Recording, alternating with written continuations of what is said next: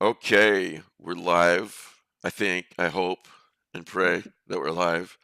Welcome to the Lovecraft eZine podcast. My guest today, I'm Mike Davis. My guest today is Ananda Lima. How are you?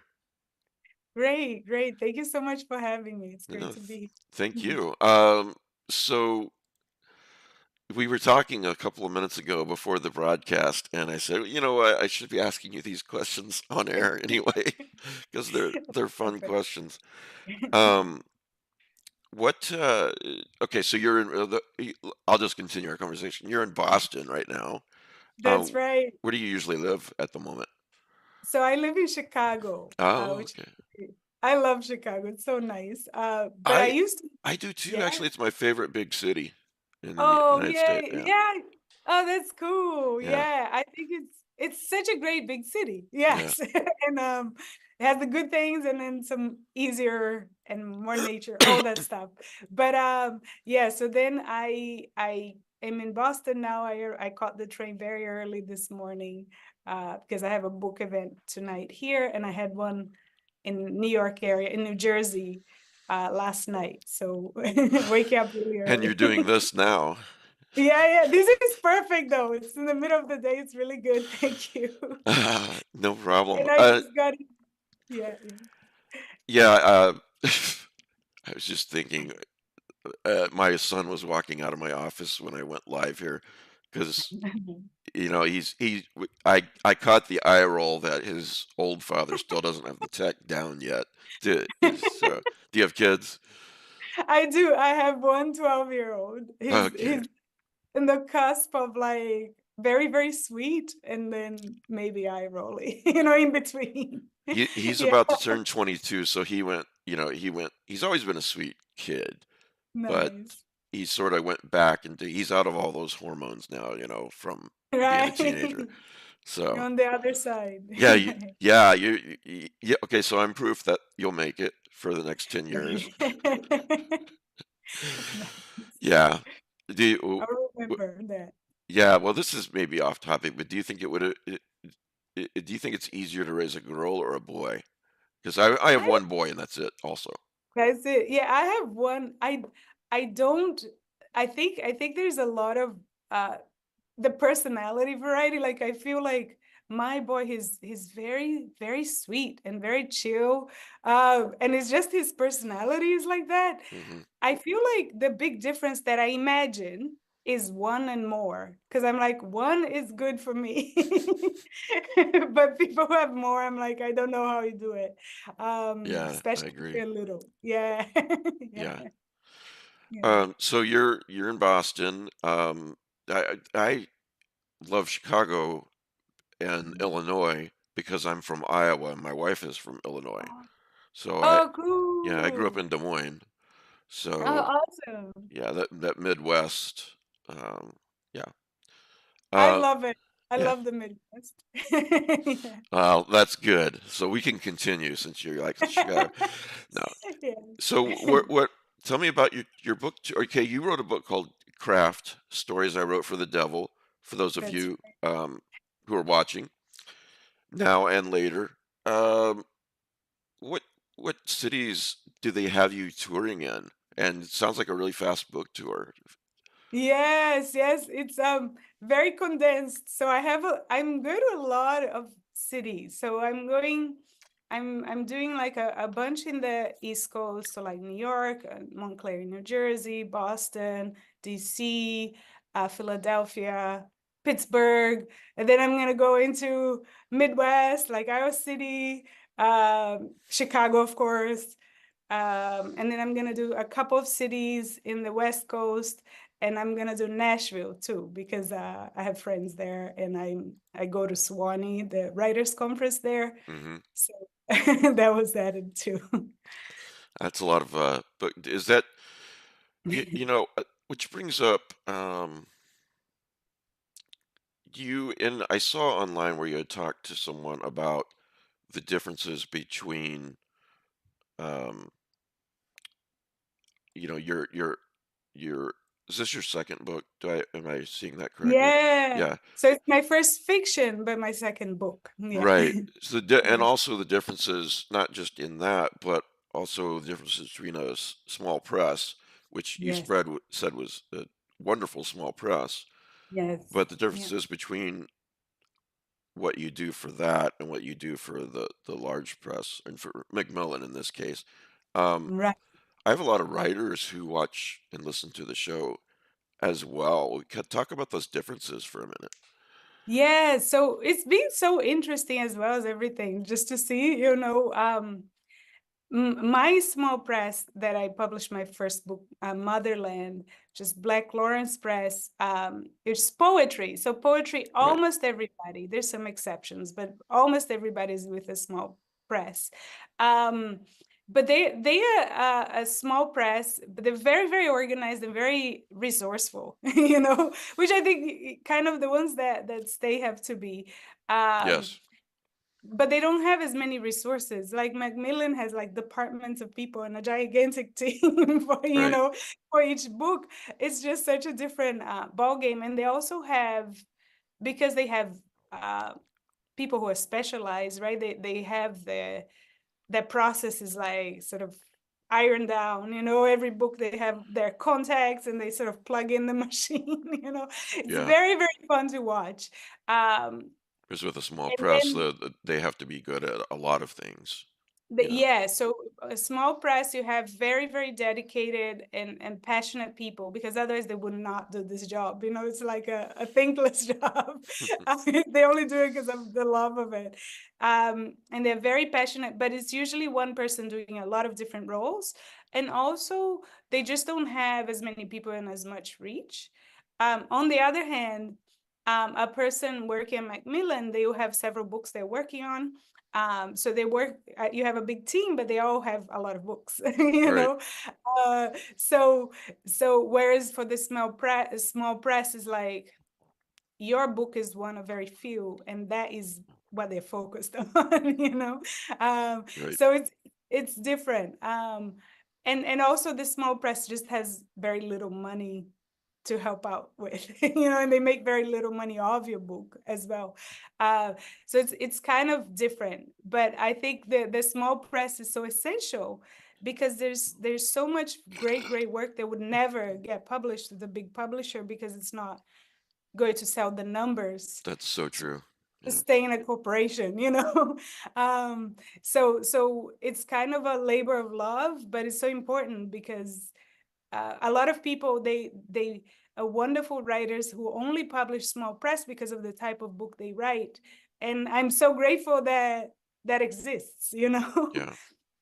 Yeah, yeah. Well, it's nice to hear that.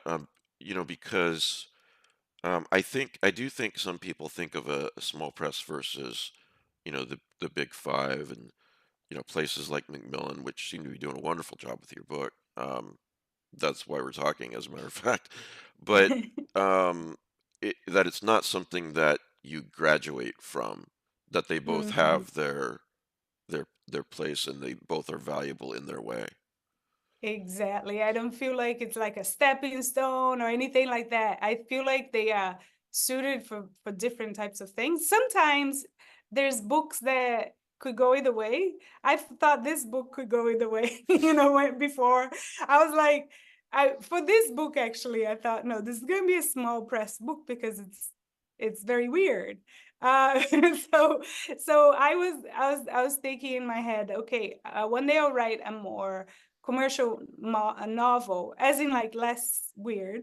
Um, but this book I was writing as if it was going to be a small press, which gave me a lot of freedom, you know. Yeah, Um, and it ended up by wonderful luck and circumstances that I found a wonderful, wonderful editor at Tor that actually was into it. Um, so there are books there in between, but I feel like the two types, like the small press and sort of the big five kind of press, I think one should consider them depending on their project or what they're writing and everything. Like, yeah, uh, I will write another poetry collection. I I'm pretty sure it's going to be a small press publication, and that's great. Yeah. Yeah. Um, well, let me read the official part of the official description. At a Halloween party in 1999, a writer slept with the devil. She sees him again and again throughout her life, and she writes stories for him about things that are both impossible and true. First of all, that's a great description. That really caught my eye. Yeah, by the way, I know what I was going to say about small press. As I was reading your book, which is wonderful. I loved it.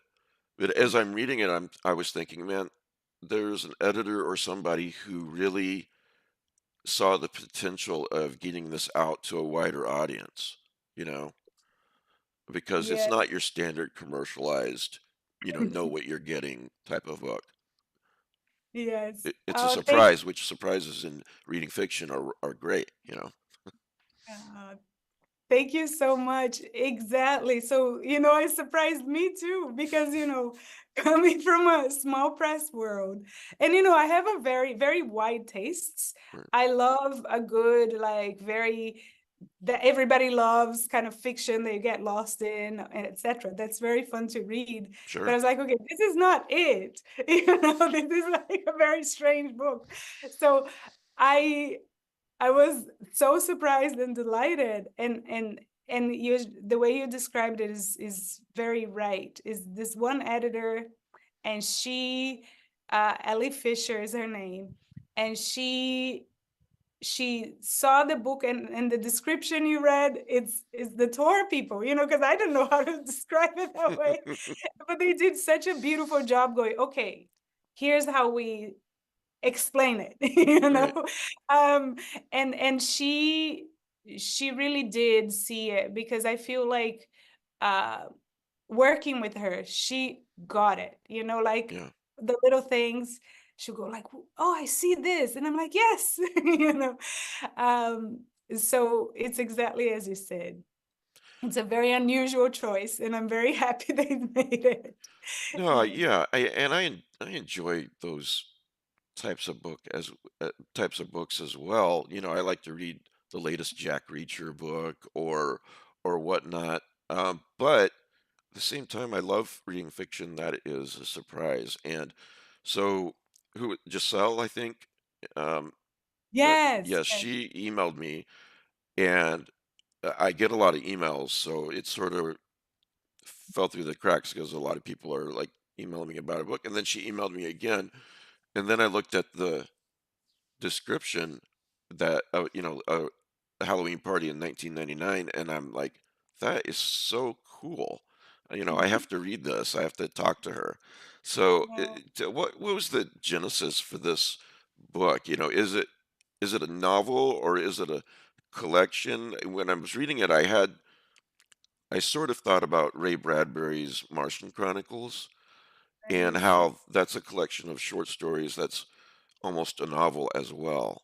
Um, that was the um, what I saw in my mind as is lining up with yours, but I'm sure there are other examples. I love that. So yeah, so especially in the beginning of, when we just first started sending it to people, I was like, okay, this is a short story collection, Right, but I talk to people, they're like, wow. And I'm like, yes, I agree. It's kind of in between, which is very fun for me. I love these things that are in between. right, liminal. It's yeah, yeah, it's like a novel in stories.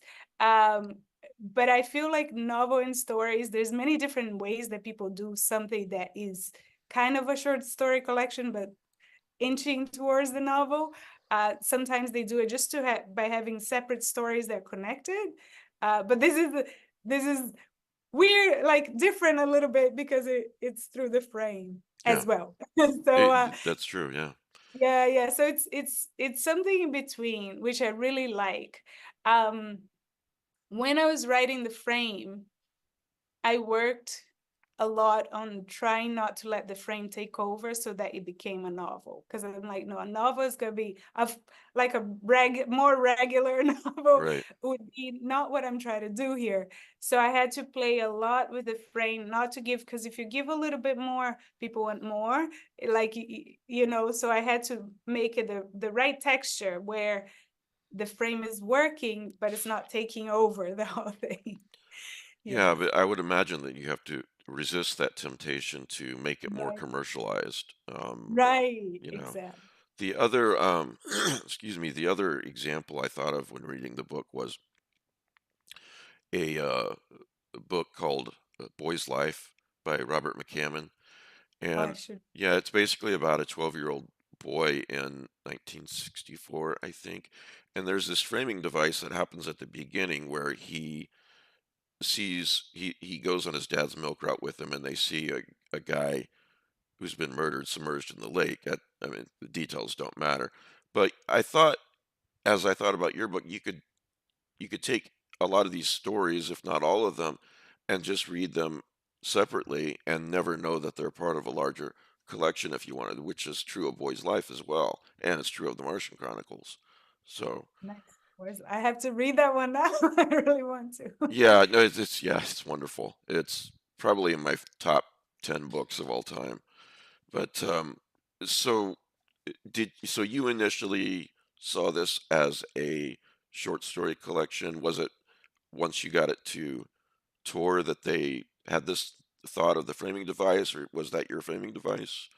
So it was it did the framing device developed more after it was bought, but it was already there in my head. Right, I feel like the change um when I said, "Oh, I thought of it as a short story collection," it was just in my head, but it was the same book, right, the way I was thinking of it. But um, I feel like maybe they called it a short story collection, which is good, I think.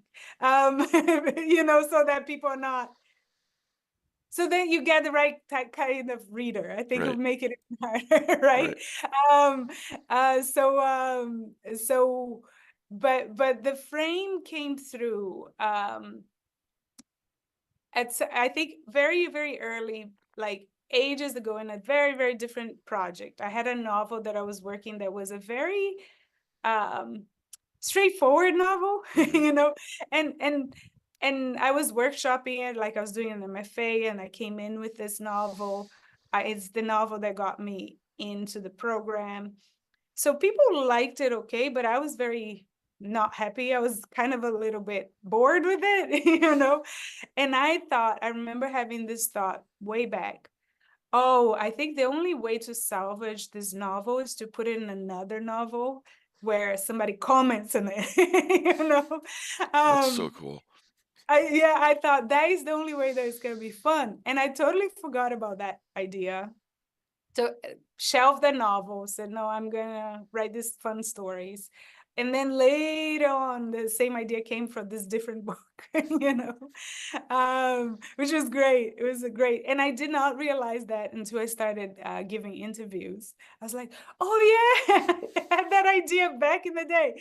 Um, because sometimes you have these ideas and you forget you had them, and then Oh, you have them. absolutely. Yeah, yeah. Yes. But I feel like the stories I started writing them. I wrote some individually at first, not all of them. But then I when I had a few of them, I was like, oh, I see how they are working together. Like Yes. the vibe is correct for working together. Um, and then I was thinking, what is the thing? What is the thing? And then I came up with the title craft. And I was like, okay, craft is my unifying word, because it works. All the stories have some craft of one type or another.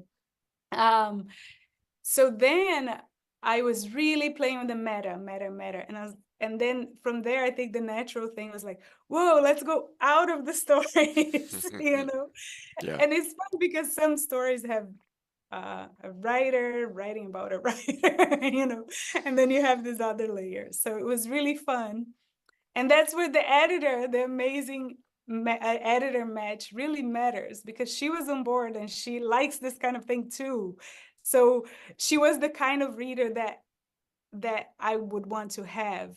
So we were bouncing ideas, and she was always like, yeah, that sounds great.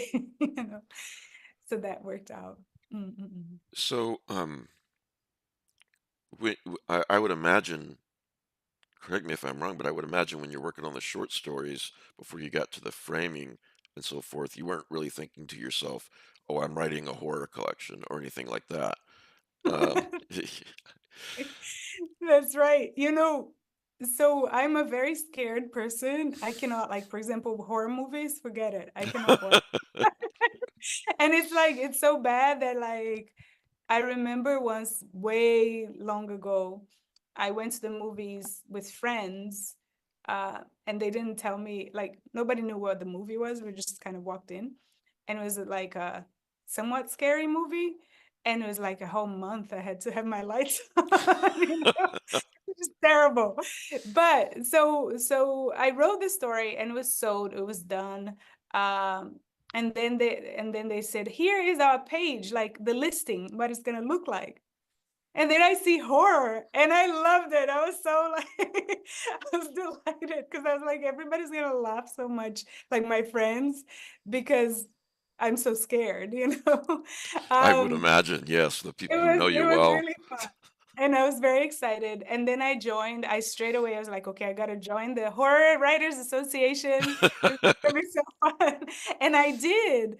And the community is so lovely. They're They are. very, very fun, right? Yeah. And and um The horror and then I community is started, they're very good people. They're very friendly and inclusive people. yes, yes, very friendly, inclusive, and like welcoming of people wherever they are in their trajectory. So it's very, very fun. And also because I think I already read a little bit here and there, but because it was classified as horror, I was like, okay, let me now read a bunch of horror. I can't go too scary, but you know, and it's been really good. It's been, I just, I'm very much enjoying it. And now I'm like, okay, I have to figure out a way that the next book is also horror, so I can keep staying out of the sequel, you know. Oh, I do think there are some very good horror stories and novels that are not Yes, really marketed even as horror. You right. know, uh, and that again, I keep talking about that surprise, but when you get that surprise when you're reading fiction, I just love that. Um, where did the devil come from?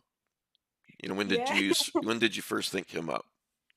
So yeah, so that's another one of those funny Or maybe he Asian. thought you up and I went through your know, right? subconscious, and now you've done his bidding by getting this book It's published like, and oh written. yeah, yes. I'm sorry, go ahead. No, no, that's right. That's probably it. But Probably. yeah, Speaking of I meta, meta, meta. Yeah, right, right. It's like here am I thinking that I'm here, but it's like I'm right, here. um, so yeah, so a long, long time ago again, I had this very isolated idea of having a story of the devil as a kind of regular guy that some woman meets like when she's young or something like that. right. And I remember like I wanted him to like at some point wear like a very sort of corporate suit and stuff like that. And then I forgot about that idea for ages, and there was nothing happening or anything. It was just a very general idea. Forgot about that idea forever, for a long time. And then I started reading these books about the history of the devil just because I don't know how I got there, but I just thought it was very, very fun. Right. Uh, and there was this, um, there's this political theologist. So people who write like this theory that is very sort of thick and dense text. It's very well written for what it is for the people who read it, but for me it just really puts me to sleep. So I'm like, this is great because it puts me to sleep and it's very good and it's very interesting. So I started with a very thin one that he wrote, and it took me like months. It was great because I would fall asleep. And you needed no sleeping pills in that entire time. Exactly, exactly. It was just the best. But it was also so fun and interesting, you know. But he traces the development of the figure of the devil, how it was written about, how it was talked about, how it was interpreted from the medieval times until today.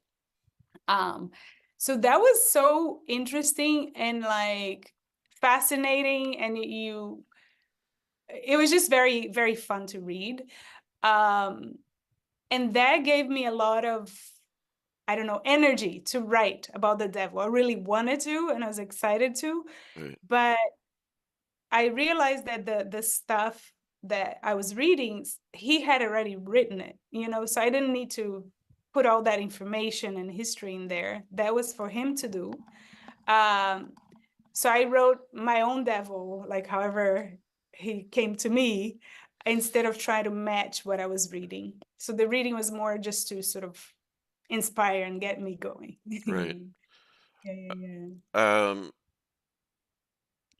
there's a in one of the short stories there is a ghost. The writer's the protagonist's mother says that she's being haunted by a ghost, and the daughter of the protagonist is not really sure how seriously she should take this, and then she starts taking it more seriously as the short story goes on.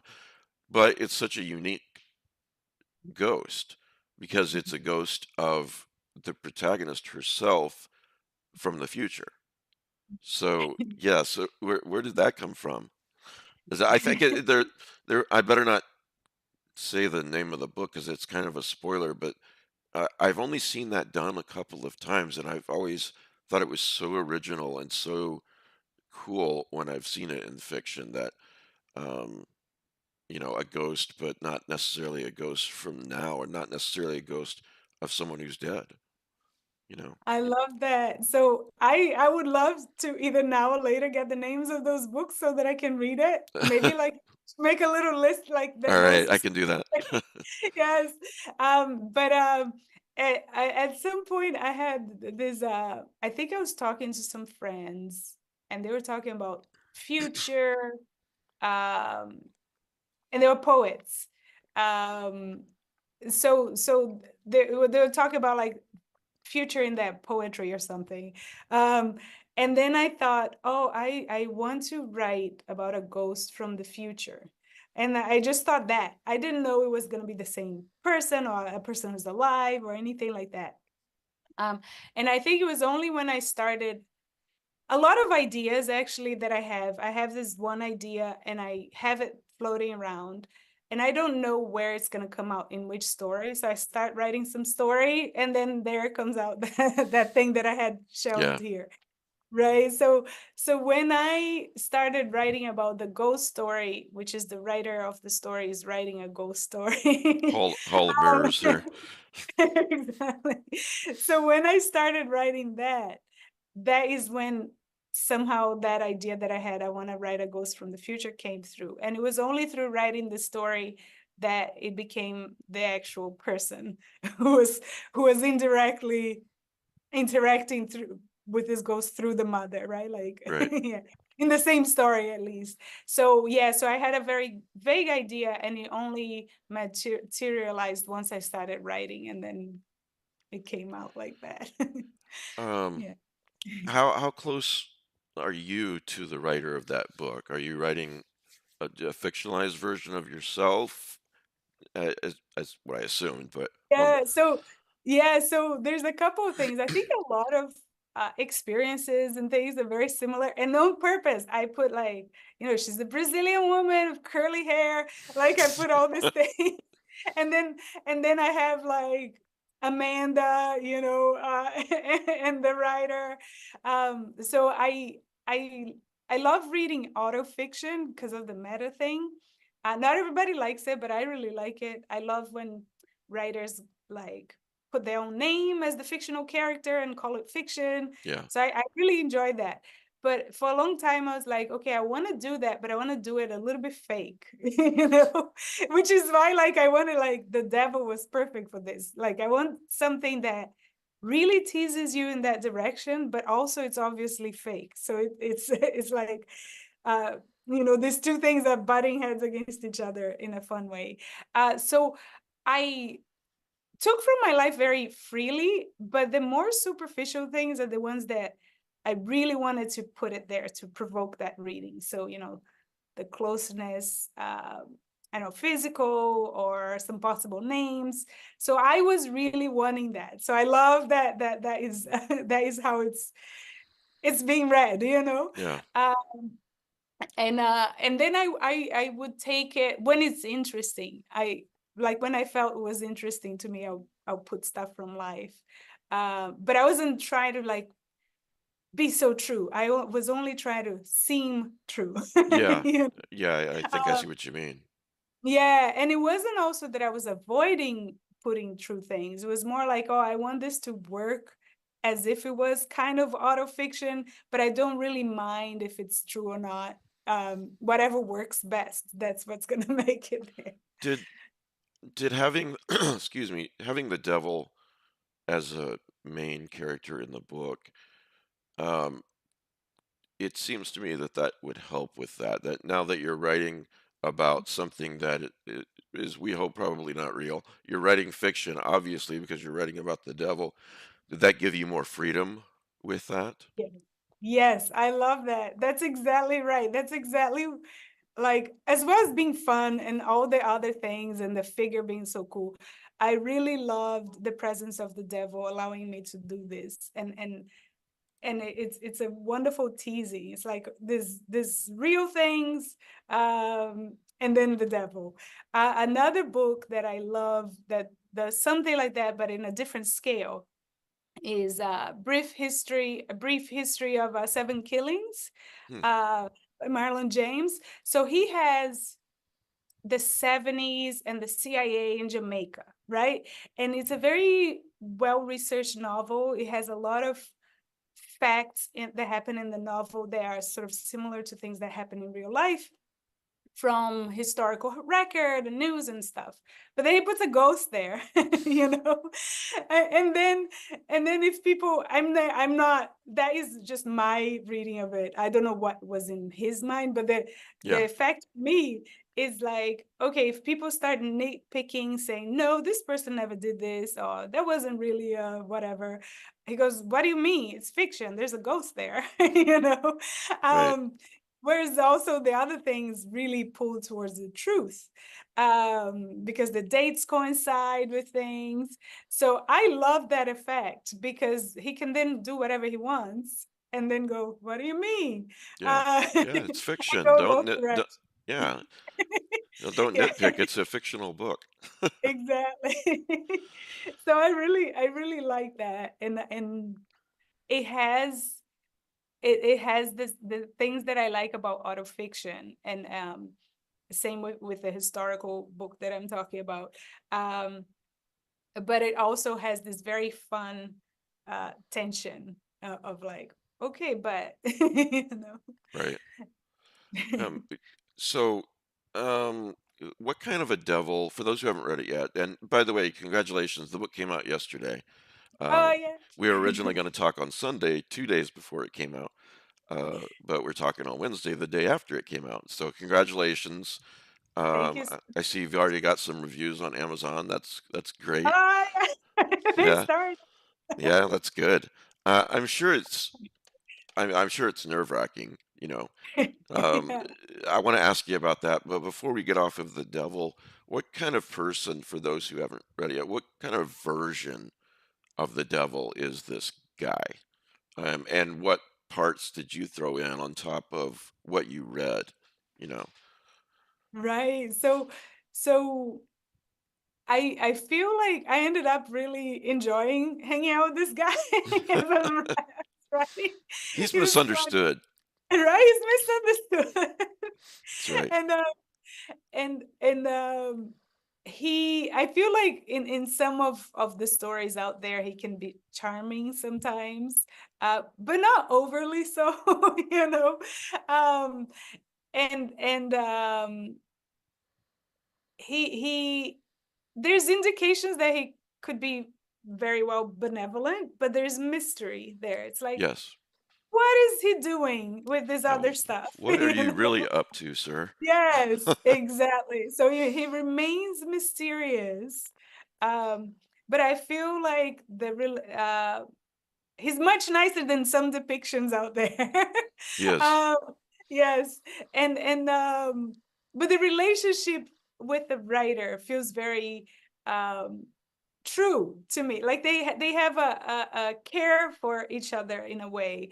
It's unclear who else the devil is talking to or what does he do when he's off camera. Right. uh, right, but he does um keep an eye on her. You Yeah. know.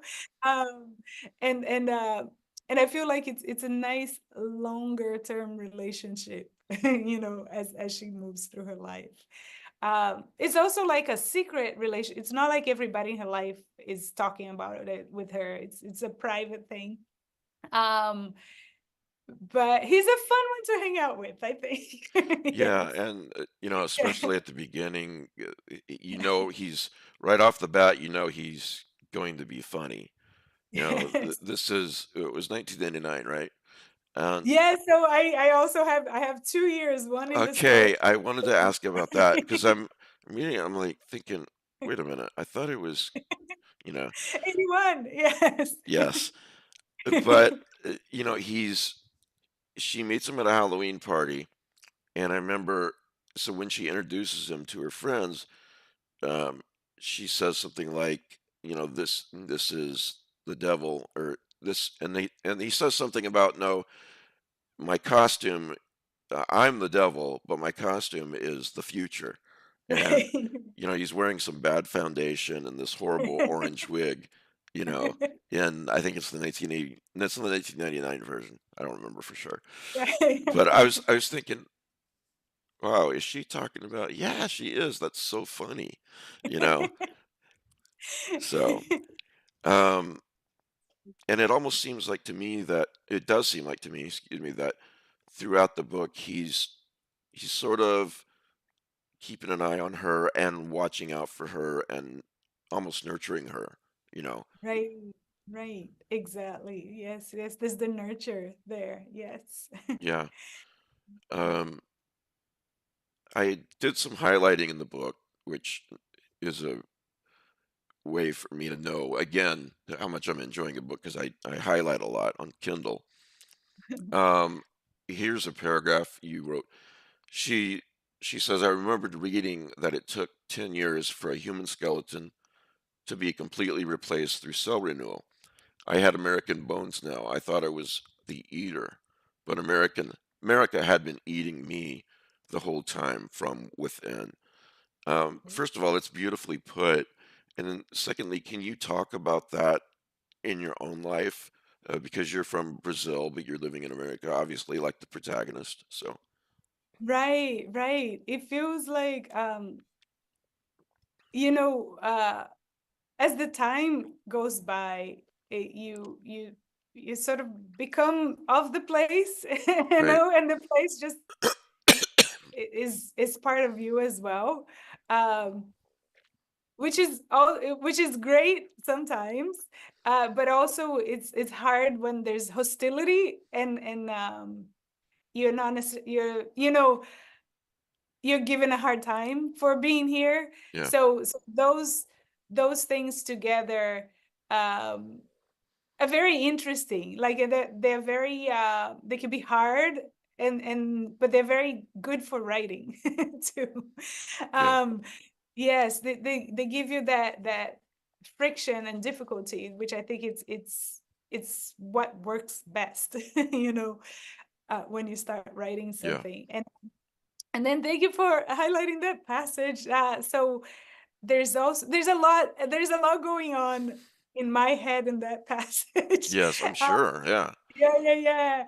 So there's the the personal experience, and then there's this protagonist of this story, and then there's a lot of imagery from just in the background, more overtly from Gremlins, but like also the fly. You know how the fly, the guy comes in, and then the fly Yeah. is right. The fly, You like you he's don't think you're writing a horror story, Ananda, but right. but you're referencing horror All movies, the horror, Gremlins right? 2 and The Fly. See, It was right there all the whole time. it was out there, right? Yeah, that's funny because like one of my friends who does not know as much horror, I was like, my book is a horror book, and they're like, oh, why? What? Can you tell me a little bit about it? Like, what's in it? And then I started saying about this and about the lady who eats the people, and they're like, okay, that sounds like horror. That's definitely a horror book. You got somebody eating Yeah, tiny people from a vending yeah, machine. yeah. Yes. So yeah, so even that story, right? So there's the eating of the people, and then there's the fly in this story. And you know, in the fly comes in the movie. The fly comes in the pod with the guy, scientist guy, and then they get transported. When he comes out, he looks normal, Yes, but the fly DNA is already there, right? right. So that imagery is also in that story. And then there's this Brazilian movement. I'm like, oh my gosh, how do I make this shorter? There's this Brazilian movement from 1920s, which is called the Cannibalist Manifesto, which had a lot of imagery of consumption of culture and like consuming culture and making it your own. So Yeah, all this stuff is like in my head reverberating, and it's not necessarily I don't need everybody to know all of these things, you know, but that is what helps me write it, yes. like and like writing it. Yeah. Yes. Well, it's just one of quite a few passages that I highlighted, but another one is the protagonist, well, in this short story, is going to get a raise at her, if memory serves, unnamed corporate company, one of those just generic, you know, we make X gadgets company is what I thought. And she has someone looking out for her, that's higher above her and above her in the company. And she is helping her get this raise, helping her get noticed by the bosses. And but the protagonist keeps thinking there's something about this that bothers me. And then there's this line here where the Meredith, the lady helping her get the promotion, says, "Yeah, they wanted some diversity, but someone who wouldn't, stand out too much." And I thought, you know, how infuriating that must be for people in your position, and that as a white male, I would never pretend to know what that's like. But the nice thing about fiction, as opposed to, I love watching horror movies and so forth, but in fiction, you're inside the head of the writer, and you see how she's reacting to this in real time, inside her head.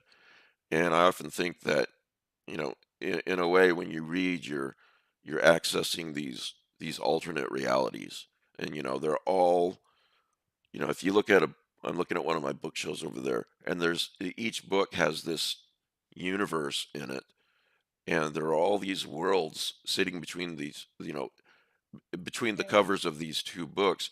And in this one, I'm inside the Brazilian protagonist's head, thinking, how dare she say that? That's just so infuriating. At the same time, I'm getting a raise, and that it's got to kind of mess with that. In which direction do you go?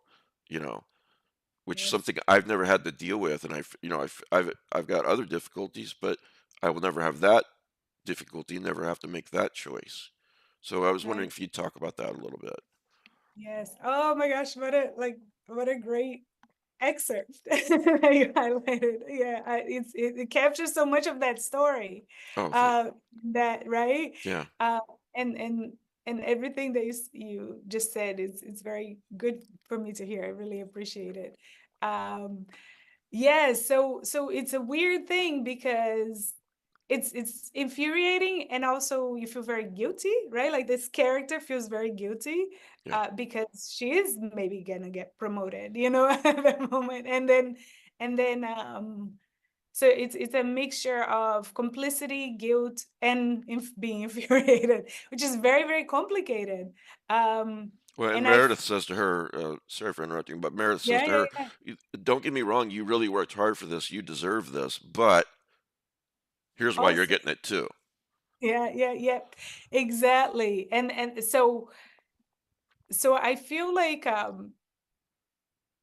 what I ended up liking that happened in that story is that I didn't hold back. I feel like sometimes one has to hold back, even because it just doesn't work sometimes in fiction if you say the things as they are. Right, So I didn't have to hold back because the situation is infuriating and sad, but there's complexity in both sides, right? So Meredith is like, oh, Meredith, but she really is trying to help, and she's maybe going to help, like she actually logistically, like the result of this is going to be uh, a promotion, right, right? right. And it's not like Meredith is doing it she's maybe doing it actually to help her and be a mentor. So she's very, you feel like about that person, but it's not like a I'm so evil kind of Yes, situation. Right? exactly. And then on the other hand, the person getting the promotion, she also is going to end up doing some unsavory things to she's plugged into that system, right? So the things that they have to endure in their roles are different, and there is exactly like how you described it in that interaction, uh but also it's not like one person's purely evil, one person's purely nice, and it's just the injustice going this way. Yeah, It's like it's very complicated, as well as being uh just like yeah, you know it's far more complex than that. yeah, yeah. So I feel like I think that helped me be able to not have to hold back as much in that Yeah. story. Well, Yeah. as I said, I can't sympathize, but I can empathize, as another human being. Um, Right. and is there also an element for this character or for you inside this character of I'm getting a good thing, so I feel guilty for being angry, but wait, I am angry that this is one of her reasons, you know.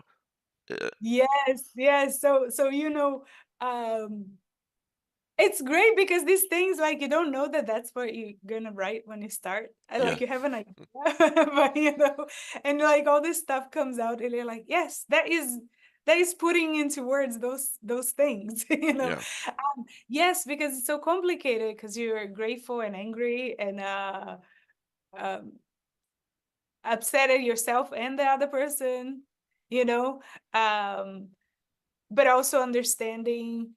Uh, Not only where they put you under them or where they put other people under you at the same time. So it's a very complex kind of thing to deal with, and she has to deal with it with her boss right there on the moment, right, right? So what do you say? Usually don't say anything, because like, what are you gonna say? yeah. Um, so so yes, that was all going on there in that story. Yeah. Um, Yeah, I saw an article where you talked about pre-publication anxiety. yeah. Um, so you're now in day two. Your book is out there, so you're in the post-publication anxiety, I would guess. Um, but you talk about, speaking of craft in each story, in this article you talk about, once the book is out of your hands, but it's not published yet, and you're like, I think I'm supposed to be doing something, but I don't know what that is. And wait, there's not actually anything I need to do. So you started crafting. Can you talk about that? Right, right. So that was such a, a fun thing. So in the small press life, the calendar is more compressed. I think just logistically, they don't have things so far out usually. Right. And you're always doing something because you're very active as the writer. If you want to get things out there, you're very actively participating because they don't have as many people. So I was always doing something, and that was great. But then with a bigger publisher, they have a much wider calendar, and they have people working in teams and stuff, and they have breaks in between, and they have the calendar and the holidays. So you're like, and I feel like people are different, with how the anxiety comes out in words in their mind. Right. Some people are like, oh, what if everybody hates it or whatever. I was like, what if there's something I should be doing that would really help, but I'm not doing it right now? you Yeah. know? So it was very, very hard to get out of that. Um, so I had my little manuscript after I had done one round of maybe when they had the proofs. So it looked very nice. We're just all reading for mistakes and things like that. So I had it printed. Um, and it was around holiday time. So I was like, I'm gonna make something out of these pages. So after like being wired and not be able to distract myself, and I'm very, very clumsy. I'm not a crafty person. I cannot cut straight or anything. So so what I did is I thought maybe I'll do some sort of stamp thing or cut out. And then I arrived at pop-up like cards, the ones that you open and pop Yeah. up. Yeah. So that was super fun because I was bad at it and didn't know what I was doing. And it also takes a lot of concentration because I have very bad spatial planning. So I had these pages and they have the little thing where you have to cut out. And then I'm like, how does that work? So that emptied my mind of all the other things Yeah, I while I can was see that. doing it, Yeah. right? And then once I got how it works, I would make my own that are not like a template that I saw as well. So I did a mixture. So yes, it emptied my mind, and also I I'm sure like people say nice things about their publishers, because they do a great job. But I really do love the people at Tor. So so I made cards for them, which was just lovely. So I made a bunch of very cute cards. They're kind of clumsy, but they ended up being nice with the pages of the manuscript. So they would open up and they'll see like a little cityscape with the pages of the manuscript they had just sent me. So that was really lovely. Yeah, I saw, by the way, this is on LitHub for anyone who wants to look There it you up. go. Just and the title of the article is Ananda Lima on conquering pre-publication anxiety with crafting. Nice. I had to let go of my fear or embarrassment. This is the subtitle. Make mistakes, have things look a little wonky, and laugh at myself. And you include pictures in this article, which is why I say that people should look this up. And yeah, they are very cute cards and pop-ups. I'm thinking, I looked at that one pop-up where the person's reading the book, Oh reading yeah. a book. I was like, wow, that's really good. I don't think I could do that. It- I'm so bad at those things, but that one I made because after I figured out, like, it took me a long time, but I'm like, okay, that's kind of how it works. You do like fold opposite and you cut. Like when I got the gist of how it works, then I was able to make that one. Right. There's one that I think I forgot to send, or they have and they didn't put, but it's that is for the book designer. I made just a shape like this, you know, like here's like I made just like paper strips like this, and they popped up, and I sent it to him. It's really cool. By the way, speaking of the craft, for those who are listening later, she held up a cover of the book. Um, it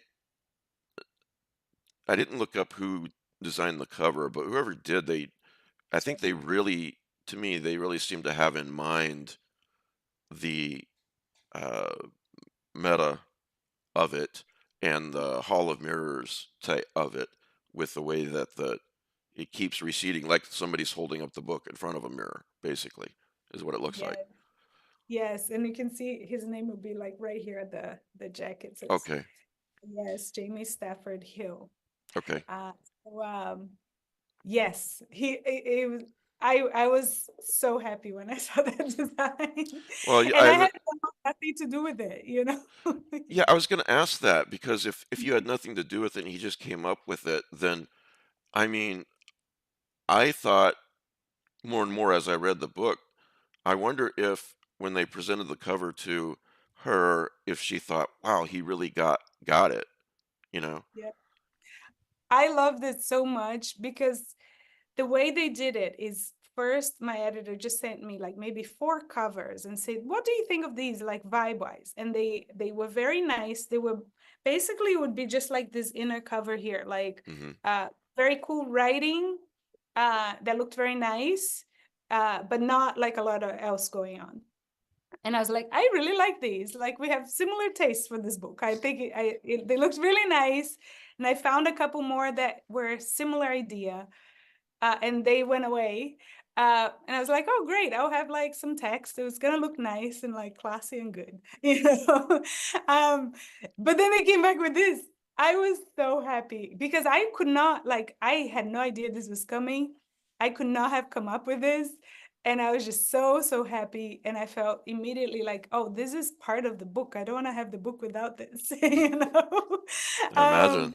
Yeah. Yes, it was so wonderful. And you know, they explained to me, Ali explained to me that the way they do it inside Tor is they have this meeting and they sort of pitch the book, and people who are interested in working at the book come and work on the book. Oh, okay. So you know, she probably had some meeting going, hey everybody, like people who do covers, here's the book. Does anybody want to work with me? And he came up and read the book and made this. So That's a just really, I did not know that. That's a really smart and cool way to do it though, because then you have somebody they're saying, "Oh, me, I'm raising my hand," and you've got somebody who is passionate about it, as isn't opposed it to so cool? handing it to somebody and saying, "Here, make me a book cover." Yeah, Yes, yes. That was so cool. I was like, oh, this is fantastic, you know, because then they want to be there. yeah, It's because with the cover, I think after seeing that cover and reading the book, I thought, I don't. This cover really in a picture sums up the book, That's and as amazing. yeah, it is. It really is. Yes, I yes. also wanted to say I love your craft cutout thing that you did. This is my favorite one, is the one you did with the cat sitting in the All window, right. and then you've got a light in the other window. I don't know how you Yes. did that, but that's really neat. I love it. The light was hard. The light was hard. I made one light. I bought more lights, and after I did one light, I was like, okay, this one I'm gonna send it to my editor, and that's gonna be the only light because that took me so long. It was great. Um, Mm. have you listened to any of the? I imagine you have any of the audiobook yet, and Love that yeah, book. Yes. a lady by the name of Taylor Harvey. Yes, yes. I think she did such a beautiful job. I really loved what she did. I was very happy again. See, I was very lucky in this thing because everything that sometimes goes wrong, there's a mismatch. I was like, I love this person. This is great. It sounds great. Well, So I was and very, yeah, I listened to the sample on Audible, and I thought it was a great match. And it happens. I've had this habit of a lot of times I'll get a book when it's $1.99 on Kindle, for a day or two, and then I also use my credit with Audible, and I'll yeah, read it and listen to it at I the same like time. Like I'm reading it during the day, but when I go to bed, I want to keep, quote unquote, reading it. So I listen to the audiobook wherever I'm at in the book. I And love doing yeah, and I'm glad to hear I'm not the only one. Um, but there are some mismatches. There are some terrible matches. Yeah. Yeah. which I've learned to listen to the sample before I get the book. Right. Man, Yes, sometimes you're like, "Oh no, that's not what I thought the book was going for." yeah, Yeah, yeah, yeah, yeah. Yes, that is the thing. It could have happened, and then I listened to it and I was like, "Oh my gosh, this is so great." You know, I loved her reading. I think it was just the right. And she is also very good at interpreting like the different characters without overdoing it. You know, like right. I thought it was really great. And and then it's funny because I have to read sometimes in events or whatever, you know, and I'm a poet, so I don't read prose as often. And I'm like, whew, that was a lot of work. Um, and it's fun to hear where she pauses, which is not always where I paused, but I Hmm. really like the way she did it. I was like, oh, that's good. Maybe I should do that. Yeah, it was I great. imagine that's a little bit surreal for the readings, and Yes. it maybe informs your readings, as you said. Yes. Yes. I'm like, okay, I have to slow down, you know, and I can it was really good. It's really good. Your And it's really fun it's like you're listening to it like in a new way. It's Yes, really absolutely. Mhm. Well, audiobooks add this dimension to a book, and it can be in a negative way as well. So Yeah, it's great to have one that really matches up with the author and the yeah, author's voice, I guess. This yeah. is your second book, but it's your first fiction book. Will you talk for a Exactly. minute about your first book, Motherland? Yeah, so Motherland is a poetry collection, and it's very much around immigration and motherhood together. Um, and a lot of it, so it's a lot of it is like as my son was younger and he's growing up. Hmm. Um, and I feel like somewhat related to that passage with the bones you read earlier. Yeah. Uh, Once I had my son here, and he was born here, and he's American, and he thinks of himself very much like American. It's like, oh, you're Brazilian, I'm American, you know. Um, so, which is a very Brazilian way thing to say, because that's how Brazilians think. You know, they're like, wherever. I'm like, see, you're Brazilian when you're saying that. Um, but that changed how I saw America, you know, because I even though I lived here for so many years and I was here, you know, I wasn't like planning to move out anytime soon, but I was still a little bit like, oh, I don't know if I'm gonna be here tomorrow, what's gonna happen. Sorry about the noise. Oh, no, you're Uh, fine. yeah, yeah, yeah. But once he was here, I was like, oh no, I'm part of this whole thing, you know? I'm like the people who came 100 years ago, 200 years ago, also. Like I'm part of this whole history, you know, and it really connected me to the place much more. So the poetry collection has a lot of the sort of investigating those ideas. Right. Yeah, in Okay. poetry. Um, did you tell your son that no, you are Brazilian because this is a very Brazilian thing to say? I should. It just occurred to me. I think he's gonna get a kick out of it. Good. I'll I'll be just like, got you. exactly. He'll probably roll his eyes, Mom. Yes. You know, so yeah, if you like speculative fiction, folks, you're really gonna enjoy the book. It is surprising and it is very surreal and fresh. I'm not trying to just throw words out there, but that's what I was thinking about when I read the book. Um, there's you on this LitHub article, you wrote something that I really loved. You wrote, "What I had to offer was imperfect, far from ideal, but it was vulnerable and done with love." And I thought how that can relate to, a writer and yourself, and it can relate to what so many people do. I have variations on that thought with my podcast. It's not perfect. It's not perfectly edited. None of that, but it's done with love, to get that out in front of people. So I wanted to tell you how much I appreciated that, and how much I loved your book. Thank So you so much. yeah. Thank you. And thank you for doing this. This is Oh, so lovely, for all us writers. well, I'm I'm really glad that Giselle, contacted me a couple of times. And, who knows if I would have stumbled up on this book on my own. It's being marketed as horror, and I read a lot of horror. So maybe Mhm. I would have, but maybe I wouldn't have too.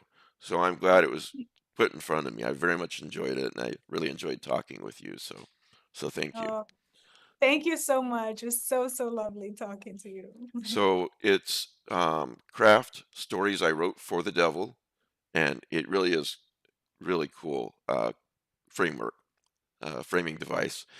And it's available in print and on Kindle, and it's available on on Audible as an audiobook. So yeah, pick it up, guys. It really is a good read. So anyway, Anana, thank you for being here. I really appreciate it.